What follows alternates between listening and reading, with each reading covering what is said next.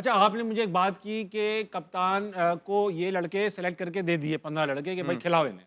आपने मेरे ही शो पे जिसमें वो आपके मुँह से जज़्बात भी निकल गए थे, आपने मुझसे कहा था कि आपके लिए यूनुस खान लड़े थे, यस, वो कि यूनुस मुझे खान ये थे। चाहिए। हाँ, सरफराज ने आपको खिलाया, ये चाहिए। हाँ, वो क्या नाम था? मिकी आर्थर मिकी ने कहा आर्थर। ये चाहिए। यानी कि कोच-वोच, कप्तान-वप्तान बात कर सकते हैं कि ये हुँ, चाहिए। हुँ। इन्होंने तो भी लड़े होंगे, अपने प्लेयर्स के लिए लड़े शादाब हो के आप। लिए लड़ गए ना वो। शादाब के लिए सलमान नहीं, आगा लड़े होंगे। मैं नहीं, नहीं अपना कोच लड़ गया ना। माइक भी। अच्छा, तो ये मतलब ये लड़ गया कि ये चाहिए मेरे को।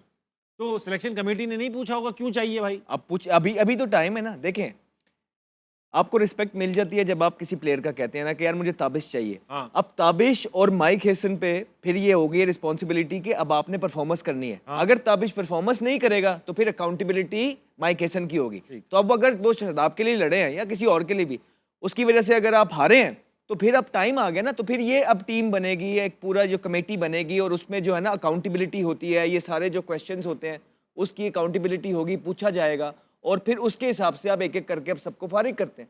ऐसे थोड़ी होता ताबिश तू फारिग हो जा फलाना, नहीं, आपने कुछ पॉइंटर्स लिखे होते हैं जो इनसाइडर्स होते लेकिन हैं, मीटिंग अहमद होती है। 2019 में ऐसा नहीं हुआ क्या था। हुआ था? जब वर्ल्ड कप से हम रन रेट पे बाहर हुए न्यूजीलैंड के अगेंस्ट, 11 उनके पॉइंट थे, 11 हमारे, तो उनका रन रेट बेटर था। ठीक, हमने 2 जो फाइनलिस्ट थी उनको भी हराया था। हाँ। पाकिस्तान लेटर स्टेज पे बेहतर क्रिकेट बेहतर खेला। क्रिकेट। मिकी को कह दिया गया था कि आप 21 तक जो है ना वो कोच हो, राइट? वापस आए, मीटिंग जी आपने रिपोर्ट देनी है, और रिपोर्ट क्या देनी हो, कह रहे रिपोर्ट नहीं चाहिए, तुम भी सैक, कप्तान भी सैक, जितनी तुम्हारी टीम है वो भी सैक। नहीं तो सब उस टाइम ये फैसले हुए थे, तो कौन थे जो कमेटी के मेंबर्स थे वो आके कोचिंग स्टाफ में बैठ गए, ये फैसले हुए थे। यार आप लोगों से ना बात करके ना मेरा तो मूड खराब हो जाता है, पता है क्या? ये सच बात है, जाके देख ले, जाके देख ले आप।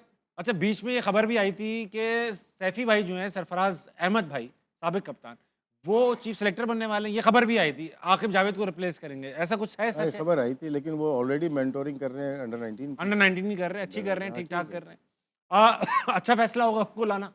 अभी सिलेक्शन कमेटी के ऊपर भी एक कमेटी होनी देखिए, चाहिए, क्रिकेट कमेटी होनी चाहिए। सैफी भाई को जो जॉब दी है ना, हम्म। आई थिंक उस लेवल पे वो ठीक है। वो मेंटोरिंग अच्छी वो उधर, यही जो हमारे जो एक्सपीरियंस प्लेयर्स हैं जो करंट क्रिकेट छोड़ के गए हैं, आई थिंक उनको इसी लेवल से स्टार्ट करना चाहिए। बहुत सही अपना भी बात। एक्सपीरियंस है और बच्चों के लिए भी अच्छा है। देखिए, सिलेक्शन कमेटी के ऊपर क्रिकेट कमेटी इसलिए होनी चाहिए, सिलेक्शन कमेटी ने अपनी मनमानी कर ली हेड कोच के साथ बना के।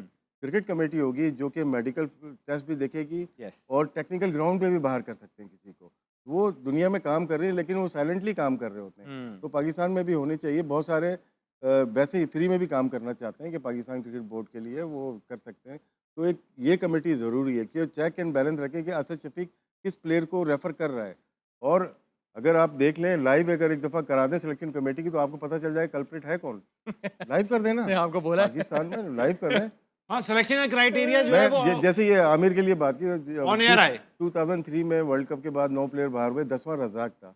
उस मैं तो वैसे ही छोड़ चुका था, लेकिन मुझे जनरल साहब, तौकीर साहब वापस लेके आए थे। हाँ, हाँ। तो मैं एक ही प्लेयर के लिए लड़ा था, वो रज़ाक के लिए, कि रज़ाक होगा तो मैं आऊँगा, वरना मैं नहीं जा रहा। आप सही है बात। वो आया वापस, उसने परफॉर्म किया और फिर उसके बाद टीम बनती चली गई, अच्छे प्लेयर आ गए थे। हफीज आए, लेकिन यूनुस खान आपको फुट डाउन करना पड़ता है सिलेक्शन कमेटी के सामने भी। और उस ज़माने में जावेद मियांदाद हमारे थे, मतलब हेड कोच थे। जी, जी, जी। आमिर सुहेल, मैं इन लोगों से भी सिलेक्टर थे। लड़ना, इनसे तो समझाना मुश्किल होता है, लेकिन एक दफ़ा चीज़ें हो जाएँ, दोनों को एक रखना पड़ता है, थोड़ा फासले पे भी ठीक है। रखना पड़ता है और दोस्ती भी करनी पड़ती है। राशिद भाई, आज एक बड़े अजीब फिगर मेरे पास है। इंडिया यूजुअली फील्डिंग में अच्छा है, मगर इस वर्ल्ड कप में कुछ मुख्तलिफ नजर सबसे आया। ख़राब कैच एफिशिएंसी देखते हैं क्या है? सबसे खराब कैच एफिशिएंसी जो है वो इंडिया की है, कैसे सेमीफाइनल में, मुझे तो समझ नहीं 72.7%। आ रही। और सबसे अच्छी इंग्लैंड की है, जिम्बाब्वे की बड़ी जिम्बाब्वे की striking कैचिंग बहुत अच्छी। पाकिस्तान ने भी काफ़ी इंप्रूव किया है, because we were never known for good fielding. तो साउथ अफ्रीका की सरप्राइजिंगली पाकिस्तान से हल्की है। थोड़ी सी। राशिद भाई, इंडिया कैच क्यों छोड़ रही होगी? इंडिया, यार ये मुश्किल हो जाता है थोड़ा-सा। आजकल ना, जैसे न्यूज़ीलैंड को मैं समझता हूँ कि बेस्ट कैचिंग करते थे, लेकिन 2016 के बाद जो डाटा आया है, सबसे वर्स्ट जो फील्डिंग आई है ना, ग्राउंड फील्डिंग, वो न्यूज़ीलैंड की आई है। काफ़ी कैचेज़ ड्रॉप किए हैं, हाँ। मिस चांसेस बहुत होते हैं। इंडिया मेरे ख्याल से ज़्यादा प्रैक्टिस जो है वो बैटिंग की, बॉलिंग की लोग ज़्यादा करते हैं। विदिन टूर्नामेंट के अंदर इतनी ज़्यादा की नहीं जाती फील्डिंग ही नहीं की है। और हाई कैचेज़ में प्रॉब्लम आती है। हाँ। और क्योंकि एयर का वो मुश्किल हो जाता है कि गेंद अगर पीछे आ रही है, मोस्टली हाई कैचेस हर एक से ड्रॉप हो रहे हैं, जज होना मुश्किल जज होना मुश्किल हो रहा है, शायद प्रैक्टिस कम करते हैं इसकी वजह प्रैक्टिस से। कम कर रहे हैं। ठीक है, अहमद भाई कुछ कहना चाहेंगे फील्डिंग के बारे में? इंडिया की बहुत खराब फील्डिंग रही है। तो अब इस टूर्नामेंट में बहुत गंदी रही है। नॉर्मली अच्छी फील्डिंग साइड है, लेकिन इस टूर्नामेंट में बहुत गंदी। अभी पिछले मैच में अभिषेक शर्मा ने तो डॉली कैच, तो वो ये तो आता वैसे है, ही- बैटिंग का प्रेशर आता है, फील्डिंग पे आता है। Of course, उसके चेहरे पे नहीं नजर आ रहा। बहुत आता राशिद भाई कभी ऐसा हुआ आपने डक स्कोर की और कीपिंग भी बुरी हो रही है इस वजह से? नहीं, आपकी तैयारी कैसी है कीपिंग की? देखिए ना, तैयारी, मैं तो तैयारी कीपिंग की करता था, अगर उसमें लैप्सेस हो गए इसका मतलब है कि मैं सिंसियर नहीं हूँ अपनी जॉब के साथ। फील्डिंग और बैटिंग दोनों मतलब होता है, ऐसा नहीं है कि बहुत अच्छे अच्छे फील्डर भी हैं। अहमद अच्छी फील्डिंग करता था, बाकी यूनुस खान है जो बैट्समैन है, अगर जीरो भी कर दे। रिचर्ड का बड़ा अच्छा इंटरव्यू था, 75 में शायद जीरो कर दिया था 75 के वर्ल्ड कप में, तो उसने कहा मैं अपने आप को कहाँ पे लेके आऊँ, तो 3 डायरेक्ट रन आउट किए थे उसने। हाँ हाँ। तो ये नहीं है कि सिर्फ कि अगर रन करोगे तो आउट करोगे, ठीक है। जीरो भी करके भी आप कर सकते हो। आमिर भाई आपके तो हजारों कैचेस ड्रॉप हुए हैं, हमने देखा है आपके कमबैक पे आपके इतने कैच ड्रॉप हुए हैं, इंग्लैंड में भी हुए और बहुत हर सारे जगह ही हुए हैं। हर जगह कैच ड्रॉप हुए। तो कभी जब वापस आए थे आप टीम में, एक कंट्रोवर्शियल कमबैक था, काफी लोग चीख चाह रहे थे। मुझे मोहम्मद हफीज का बयान याद है, मुझे रमीज राजा साहब का बयान याद है, मुझे कई लोगों के बयान याद है। तो उसके बावजूद खेलना, सोचे कितना बहुत होगा। प्रेशर होगा आपके ऊपर। आप आए, अब कैच भी ड्रॉप हो रहे, दिमाग में ख्याल आया अरे शायद जानबूझ के कर रहे हो? नहीं, कसम से आया ही नहीं कभी भी और हुआ भी नहीं। कितने कैचेज, इवन जब मेरा कमबैक हुआ 2016 में, जब मैं टेस्ट सीरीज में कमबैक हुआ, इंग्लैंड से ही हुआ, 4 मैचेस में मेरे आई थिंक 4 टेस्ट मैच में 17 से 18 कैच ड्रॉप हुए जी जी जी, टेस्ट मैचेस में। ये एनालिसिस भी आया था। तो आपके दिमाग में ये नहीं आया यार शायद मेरे साथ हो रहा ही है?